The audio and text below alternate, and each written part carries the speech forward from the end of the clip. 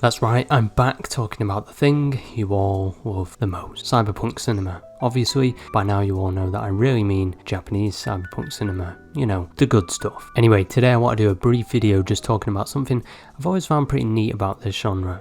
Today we're going to talk about cyberpunk cinema and the beauty of filming in public spaces, specifically Fuki and the use of public spaces. Yeah, basically this is just going to be a short video because I did have another video that I spent loads of time making and Toho didn't even let me release it, so I don't know, that's just a 10-minute video that's gone down the drain. Not the first time Toho's done it to me either, so yeah, there's 2 videos I've made that you have probably never seen. Anyway, my name is Rob and welcome to my channel where we talk about the wonders of East Asian cinema. Today, the performance art of cyberpunk films. You know that final scene in 964 Pinocchio, the one where the android screams and runs down the street. Clearly it's in a real space. You can see the people shocked and confused by what is going on.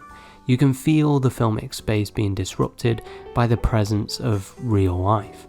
The scene feels more like a documented piece of performance art as the android disrupts the busy streets of Tokyo. Filming in public spaces is nothing new for underground cinema.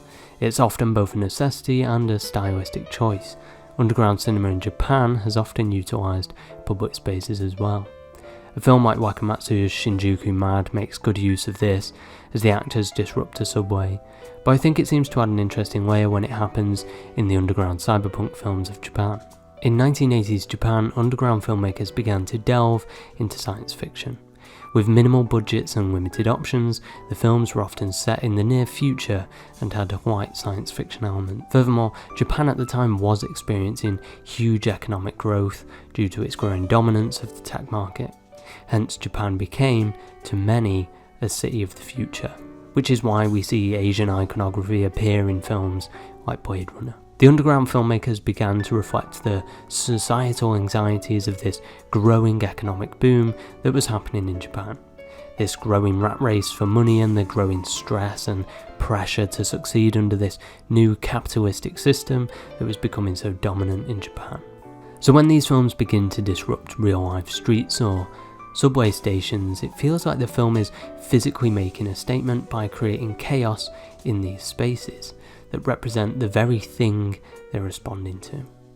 When Fuki creates a moment of chaos on a subway train in his short film, which I'm not going to try and pronounce, it feels as though he is deliberately disrupting a place that represents so much of what these filmmakers are actually reacting to. The subway in many ways seems to be the perfect representation of the salaryman lifestyle. It's a liminal space that acts solely to facilitate this new emerging city-led workforce, and by disrupting this, Fuki highlights the effect that this lifestyle has on people. The mania of the character feels attached to this space, and therefore, in some way, he is highlighting the fact that this space creates this mania. I don't think it's a coincidence that Tetsuo the Iron Man first shows the salaryman confronted for the first time by the metal fetishist in a subway, waiting for a train. This space is clearly a place that embodies much of the industrialization that creates the narrative anxieties that runs through this genre. 964 seems to really encapsulate this, as the android runs through the hectic streets with his hands chained and dragging a weight behind him. The android itself is a product of the disposable work ethic, as he's a thrown aside piece of trash that doesn't work, an android that can't do its job, thrown and tossed away like garbage. This climax to the film feels like the boiling point to a work-obsessed culture, and by having it performed in front of real people, the very people who are going through the thing that the film is fighting against, adds a level of weight to the scene as it disrupts the very machine, the work machine, the capitalist machine that it's trying to critique. And it's not the only film to do it. Other films do it. Death Powder has the characters running through the streets in a manic-like fashion, and loads of independent films tend to do this around the time as well.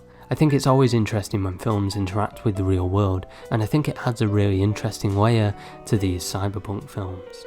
Why set yourself in a fictionalized version of the future when the future's right there? Anyway, this was just a quick little video of just something I kind of like about the cyberpunk genre that I've never really mentioned before. As I said, it was kind of just a quick video to make up for the fact that The big video I was planning to reveal can no longer be shown. Anyway, thanks for watching guys, I hope you enjoyed the video, and I'll see you guys next time.